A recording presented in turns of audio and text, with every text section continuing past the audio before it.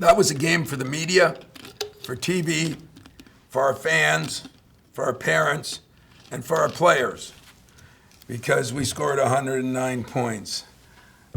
For the coaches, there were some disappointments defensively, and yet I'd be remiss if I didn't start out, and I mean this, so write it. Greg Campy's a hell of a coach, not because he's a friend. It doesn't matter if we're 1 in the country, if we're 5 in the country, if we're 25 or if we're 105. Doesn't matter if they're real good or very average. I tell my team every year it's going to be a dogfight because he just does a hell of a job. His zone was very good, the way they played it. I'm not sure that guys will shoot the ball that good again, but Williams was unbelievable. We actually did a pretty good job on Moore. I mean, he still ended up 5 for 7, still ended up with 26 points. But we did a decent job on him. We didn't foul him on things. But, our three-point defense and our dribble penetration were atrocious. So from a coaching standpoint, there's going to be a lot to go over, some disappointments. On a strong point of a coach, we went into halftime and nobody was very happy, and our kids responded. I think that was positive. Aaron and Josh took over a little bit, started talking about we got to guard better. It still comes down to 2. We're playing a zillion guys, and it's not going to just end, but it's going to start shrinking a little bit. I think Julius Marble's proving that he can do some things. We got to get him more time. We wanted to get Monty some time. And that big body is, I think, going to be useful. And yet we're not giving up on anybody. Kithier got in foul trouble early and things like that. But I was very pleased with Aaron Henry other than the turnovers. I thought he did. He drove it. He had some great threes that were just hair short. He made his first one, got to the line, didn't rebound quite as good, but just the turnovers. Rocket, got in foul trouble and struggled a little bit there. But Josh Langford, I thought maybe defensively and offensively is starting to look better and better. I didn't think we got Joey Hauser enough shots. Part of it was the way they took away the middle. He couldn't get him the ball. But we got to do a better job on that, and yet Joey still has a double-double. So in general, Gabe Brown shot it really well. Foster came in and backed up, played pretty well. I thought AJ played pretty well. I thought Campy coached better than we did, and I'm saying that not with tongue in cheek. They just did a good job. We had 18 turnovers and 4 steals. They had 11 turnovers and 11 steals. And maybe the one stat I'm still proud of, 39 baskets, getting up 76 shots was great, and only have 32. I have 32 assists on those 39 baskets. And out-rebound them by 20-some. Those were 2 things we had to do, and we did do. We responded at halftime, but we got a lot of work to do. So those of you that think we're somebody yet, we are somebody. We're somebody that needs a lot of work, especially guarding the dribble drive from our forwards to our guards. First question will go to Jamal Spencer with WCCM. We've seen Gabe Brown out on the floor after games, getting shots up, working on his game. To see him get going in the second half like he did, how beneficial is that to the team? Really beneficial because at 6'7", long arms, athletic. Great kid, just a great kid. I mean, he is coming into his own. He's got to get a little better defensively too, but he's starting to get better in a lot of areas. He's getting arch on that shot. He's gotten what he deserves because he does work on it. I mean, coaches can take a little credit, not a lot. Gabe deserves a lot of credit because, as you said, he's probably down there now. He does that in the mornings. He does that in the afternoons. He is like a Josh Langford, like, Miles Bridges used to be, or Denzel Valentine. He spends a lot of time in this building, a lot of time on his shooting.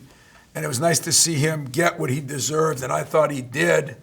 I don't know how he ended up rebounding. He only got 1 rebound, and, those are things we're working on with him. But his production, I didn't think he forced anything. Really happy, proud of Gabe, happy for Gabe because he works so hard. Kyle Austin. Hey, Tom, have you you seeing Josh look a little bit more comfortable physically out there? It looked like he didn't get on the board stage a little bit. You know what? Exactly right. For Josh, he gets 5 rebounds, he gets 3 offensive, he gets a putback. His defense early was phenomenal. I mean, he was into people. He's running pretty good. I think he's, we're trying to not manage his minutes, but we're just, trying to make sure he just keeps moving forward. And I still say for him and Joey, they're a couple weeks away from getting their feel back. But I thought this is the best Josh has looked. And it's exciting because he made a difference at halftime. He makes a difference on my team. I think he can guard about a lot of different people. And if him and Aaron are really into it, and I think Rocket today, he got a little sideways when he picked up the 2 fouls, meaning it affected him. And we talked about it after the game, but, I think Josh and Aaron are even helping Rocket in that respect. But, yeah, as far as Josh goes, I thought he's getting more comfortable. He's not sitting out of practices. God bless him, man. He's worked and he's earned it, and he's staying healthy. Next question is from Jane at the State News. Hi, Tom. You mentioned earlier you guys entered halftime maybe not too happy with your performance so far, but I'm just wondering what the conversation was at halftime, because in the second half there seemed to be a lot more energy, and 7 guys ended up finishing scoring in the double digits. Well, I think the beauty of it is my assistant, Mike Garland, wasn't real happy. I was calm and collective, but I really liked the way Aaron and players started talking to one another. And, the theory here is a player-coach team is better than a coach-coach team. It's been that way since Cleves started it. And I think they deserve a lot of credit. They knew they weren't, covering the way they should. They also know the kids from Oakland hit some shots. But they vowed to do a little bit different, get the ball reversed side to side a little bit more, which they did, get our running game going a little bit, which we did, and try to lock up a little bit better defensively. I guess we did a little better. We didn't do a great job of that, but, God, they made some shots too. So, I thought the halftime speech wasn't a Newt Rockne. It was the players, and that impressed me.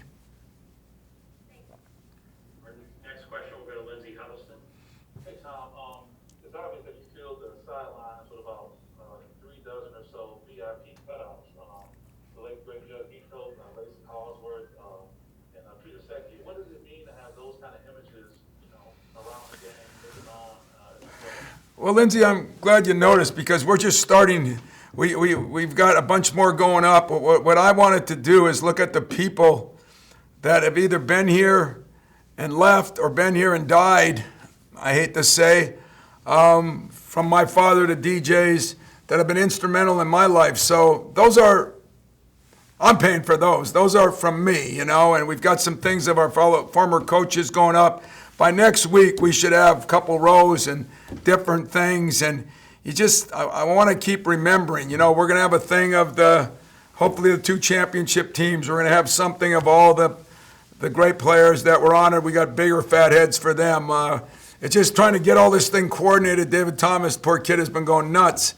But by next week, Big Ten time, I think we're going to have a lot done down there. And it means a lot to me, It really does mean a lot to me, because there's so many people, so many players, first of all, and we're getting more and more players that we're going to have there.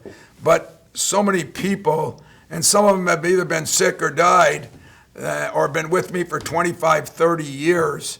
And so there's a reason for a lot of them, but there's going to be more. There's more coming. But they're not, there are more people that a lot of them have passed on. A lot of the former head coaches, the Guskanakises of the world, and I even tried to get somebody, that, like George Webster and Bubba Smith, they'll be coming, because those guys meant a lot to Michigan State. Kirk Gibson's battling something right now, and so we're trying to get a guy from each sport too. And believe it or not, I'm glad you noticed because it's been one of the things that David and I have talked about. I brought up the idea. We're going to get a couple rows. We're going to spend some money of our own and enjoy all the people that help me. I mean, we've got one of the nicest arenas in the world, and our people have done a great job, and I'm hoping in the next week and a half it even looks a lot better than it looks now because we got some things planned. So thank you. Okay, all right, no problem, thank you. Next, we'll go to Jared with Impact Sports. Hey, Coach. I was just wondering, you said you were talking about Rocket Watts being in foul trouble early in the first half. Can you please explain the decision to keep him in after picking up 2 fouls?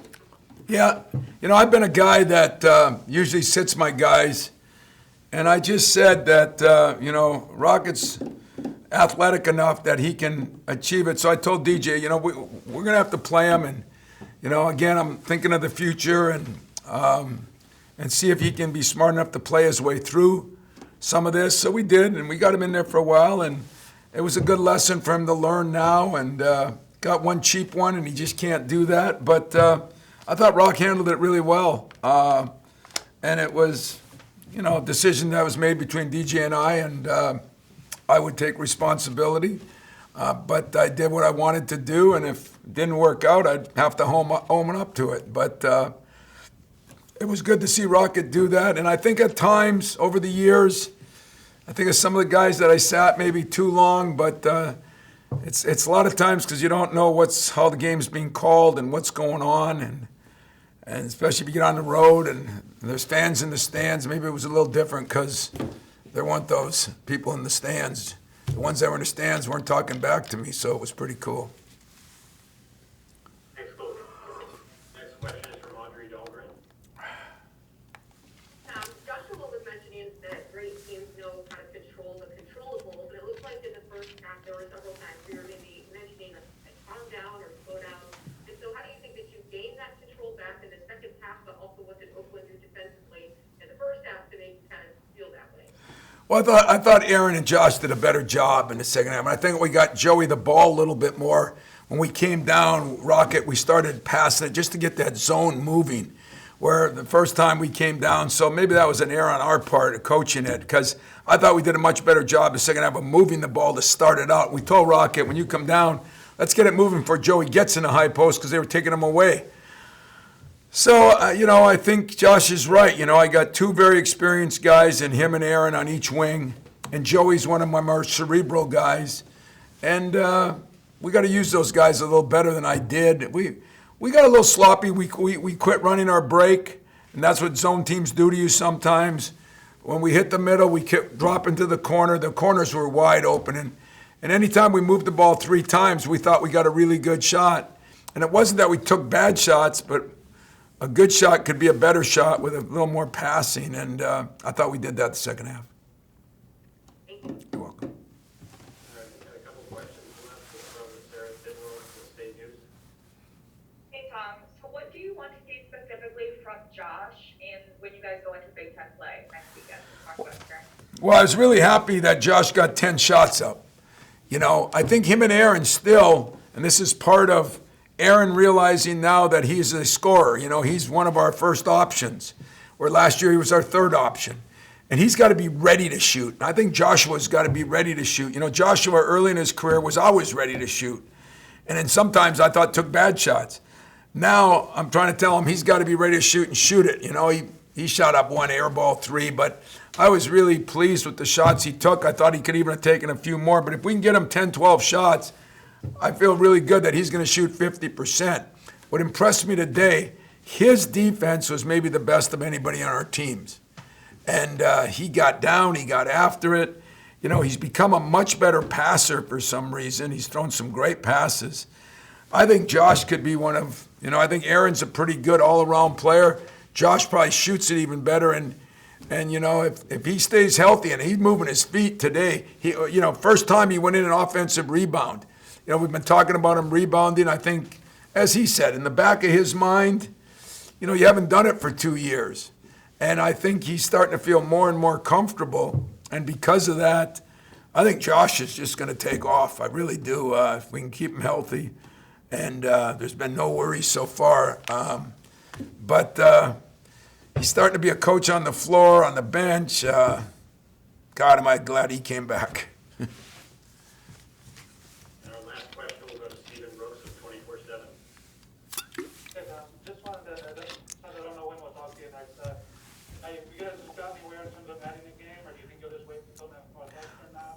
Well, we're trying. We're trying to add a game, big time. I mean, I'd like to get one Tuesday, Wednesday, or Thursday, and I guess we've got permission here. We can't go on the road, and the problem is we got to find teams that don't have finals this week, and some teams are starting conference play. And poor KP, he's been in a cave for 3 months between football and basketball, and I'm going to keep him in there for a couple more days. So the mad scientist can come up. I think he's making up a university right now just so he can get a game. But he's going to do the best job he can do. Tonight and tomorrow will be critical on that. I just think it would be important to play win, lose, or draw just to get us more and more experience, get Josh and Joey more time, get Rock a little more time at the point, get some of our subs of centers in there to play. So we're working on a couple different things. We're not holding anything back. The minute we know, you'll know. You will talk to me again. I'll have a press conference in a couple days, I'm sure.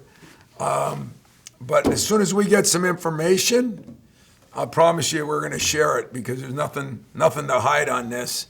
And we've got some different options of ways, directions we could go.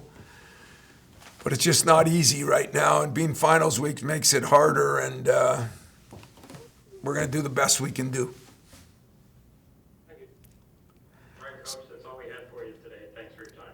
Well, hopefully I will talk to you guys again. I know we got a couple games before the holiday, or one game right now. And so keep yourself safe. Have a good holiday. I'm sure I'll talk to you before. And thanks.